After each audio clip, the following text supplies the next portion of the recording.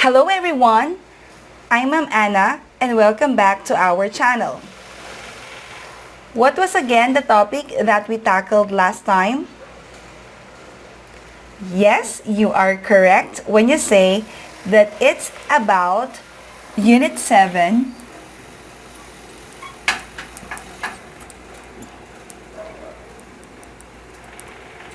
the human person in the society.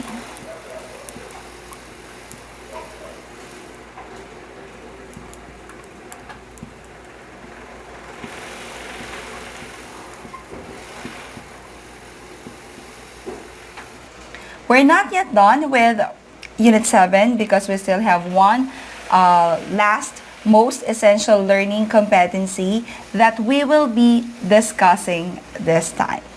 So are you ready? Come and join me in understanding the most essential learning competency 3, which is to explain how human relations are transformed by social systems. How are you transformed by the society? What makes you a Filipino? So I want you to reflect on your identity as a Filipino. Has your society contributed to your identity? Can we identify if a person is a Filipino? How? Maybe your answers will be, Ma'am, pag nagmamano po siya, Filipino po yun. Or, you may also say, Ma'am, pag nagkakamay po siya, pag kumakain, tapos ang ulam po niya ay adobo. Well, each of you may have different answers and maybe you're correct. Your answers are significant in understanding how society influences the development of person. So as we grow up in the Philippine society, we begin to adopt the traits, the values, the beliefs, and traditions of the Filipino culture. Therefore, it is through our interaction with other individuals and institutions that we learn how to behave appropriately, so what beliefs or traditions to practice, and what perspectives or ideas are acceptable. All these have its contribution not only to you as a person, but as a member or a citizen of the Philippine society. It can be said that you cannot think of a person outside of society, and you cannot think of a society without persons. One cannot exist without the other. Because of this reality, it is important to consider society's role in the growth and development of a person and the person's role in transforming society.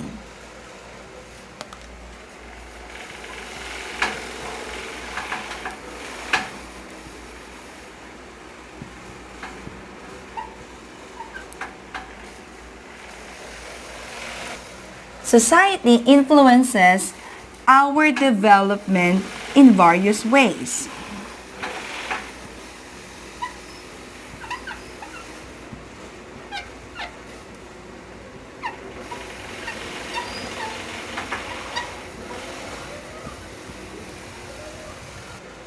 Let's take for example when you speak to elderly people in our country. So what do you usually insert or include in your conversation as a sign of respect? Yes, you are correct when you say ate, kuya, lolo, lola, or po at opo. My question is, what happens if a child forgot to say those respectful words to elderly people? Perhaps your answer is they may be considered as disrespectful children.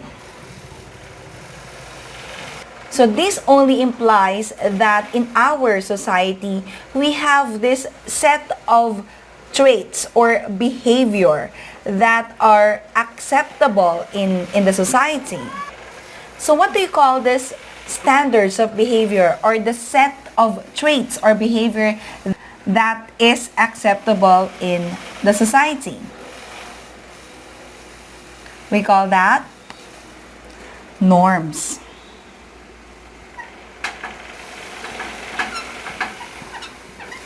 Could you still recall the meaning of norms?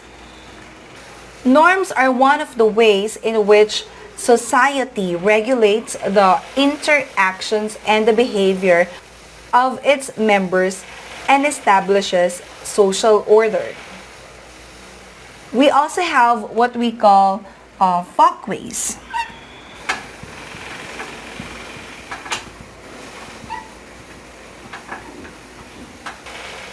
Folkways are less formal norms that arise from tradition.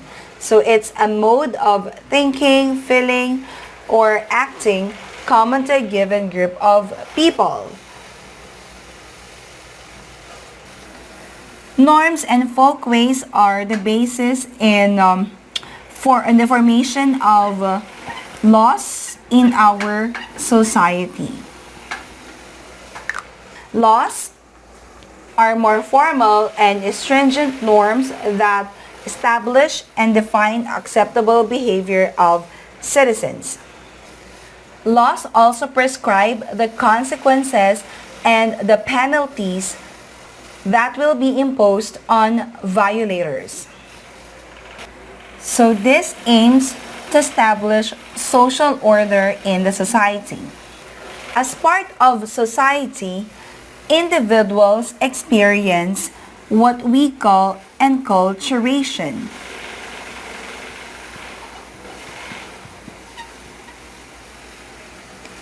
Enculturation is the process by which people acquire the knowledge, skills, attitudes, and culture embedded in society. These social and cultural qualities vary across the countries, for this is influenced by human action. As such, you may notice that different countries or different communities have different set of norms, traditions, and laws. What is considered acceptable in the Philippines may not be considered as legal or acceptable to other countries. I want you to ponder on this. Why do you think we have rules in the society? And what happens if these rules are violated? How has these rules influenced your behavior then? Norms, folkways, laws, traditions, cultures, and other things that regulate human interaction give rise to what we call social system.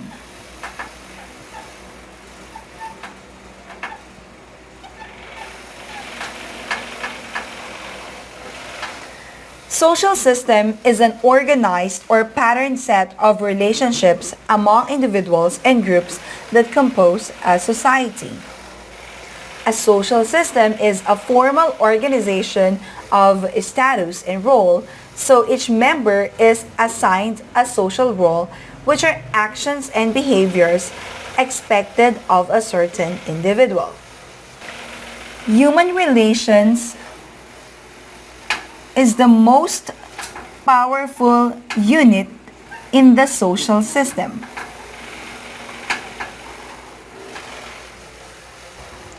Human relations is what make up the patterned interactive relationship in which without this, institutions and the system would cease to exist.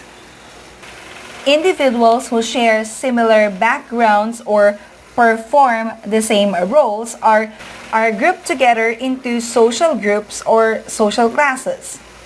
And these social groups and social classes may be recognized, as social institutions in the society. So institutions such as school or education, the government, the family, hospital, the church or religion, and so on. So these compose of the social institutions that we know of. The relationships that we have in the social system contribute to shaping our view of the world and defining our identity. That is why society transforms human relations and leads to the transformation of its members.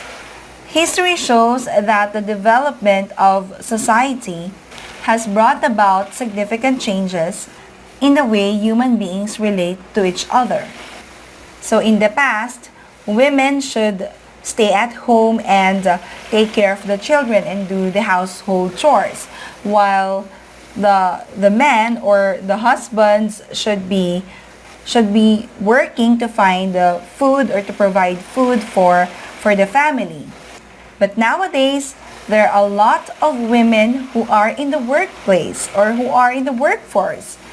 So changes have been made as time goes by. Some cultures or traditions in the Philippines are not already being practiced in the Philippines.